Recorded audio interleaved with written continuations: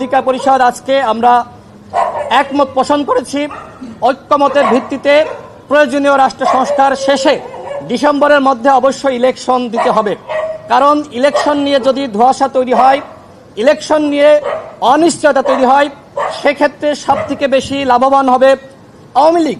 ইতিমধ্যে দেখেছেন যে আওয়ামী লীগকে ফিরিয়ে আনার জন্য নানান ধরনের চক্রান্ত শুরু হয়েছে। আমরা আজকে খুলনায় দেখলাম যে আওয়ামী লীগ তারা বড় মিছিল করেছে। যত দিন যাচ্ছে আওয়ামী লীগের মিছিল কিন্তু বড় হচ্ছে। সুতরাং এই ফ্যাসিবাদ বিরোধী শক্তির মধ্যে যদি আমাদের একতা না থাকে তাহলে কিন্তু আমাদের জন্য ক্ষতি হবে। সুতরাং আমরা মনে করি অবশ্যই এই সরকারকে আমরা সহযোগিতা করব, কিন্তু আমরা লক্ষ্য করছি যে এই সরকারে এনসিপির দুজন ছাত্র উপদেষ্টা রয়েছে। আমরা মনে করি প্রশাসন এবং সরকারের নিরপেক্ষতার জন্য এই এনসিপির দুজন ছাত্র উপদেষ্টা এবং একই সাথে সরকারের বিভিন্ন দপ্তরে এবং সেক্টরে যে সকল ছাত্র প্রতিনিধি নামধারী এনসিপির নেতাদেরকে নিয়োগ করা হয়েছিল তাদেরকে পদত্যাগ করতে হবে। একদিকে আমরা লক্ষ্য করছি যে এনসিপির নেতারা বলছে যে প্রশাসনে বিএনপির সুবিধাভোগীরা রয়েছে, কিন্তু আমরা স্পষ্টত দেখছি সেখানে মূলত এনসিপির দুজন উপদেষ্টা রয়েছে এবং বিভিন্ন দপ্তরে এবং সেক্টরে এনসিপির নেতারা রয়েছে। সুতরাং আমরা মনে করি যে এই সরকারের নিরপেক্ষতা নিশ্চিত করার জন্য এই ছাত্র উপদেষ্টাদের এবং সরকারের দপ্তরে সেক্টরে যারা রয়েছে তাদেরকে পদত্যাগ করতে হবে। আমার সর্বশেষ কথা হলো ডিসেম্বরের মধ্যে ঐক্যমতের ভিত্তিতে রাষ্ট্র সংস্কার শেষে অবশ্যই ইলেকশন দিতে হবে। এই ব্যাপারে বিএনপি এবং গণ অধিকার পরিষদ একমত পোষণ করেছে। সকলকে ধন্যবাদ।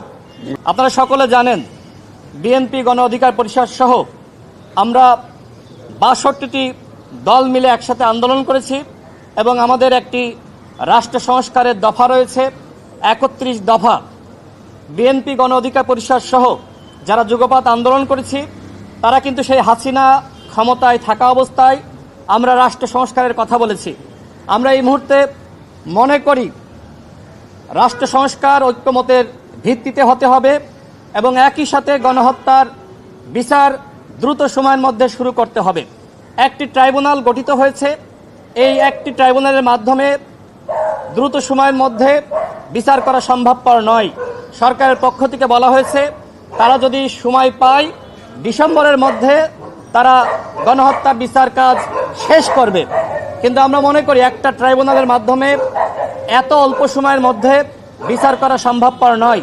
যে কারণে সরকারের প্রতি আহ্বান রাখছি যে আপনারা ন্যূনতম 10টা ট্রাইব্যুনাল গঠন করেন এবং জনগণের যে আকাঙ্ক্ষা আপনারা দ্রুত সময়ের মধ্যে গণহত্যার বিচারটা আপনারা শেষ করেন।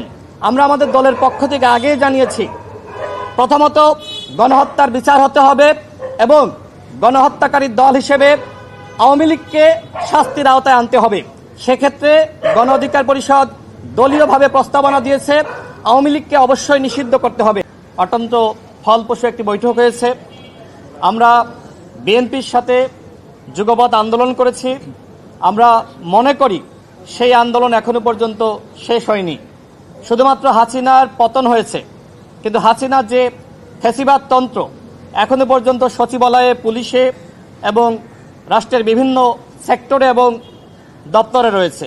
যে কারণে আমরা মনে করি আমাদের যে আন্দোলন ছিল সেই আন্দোলন এখনো পর্যন্ত শেষ হয়নি।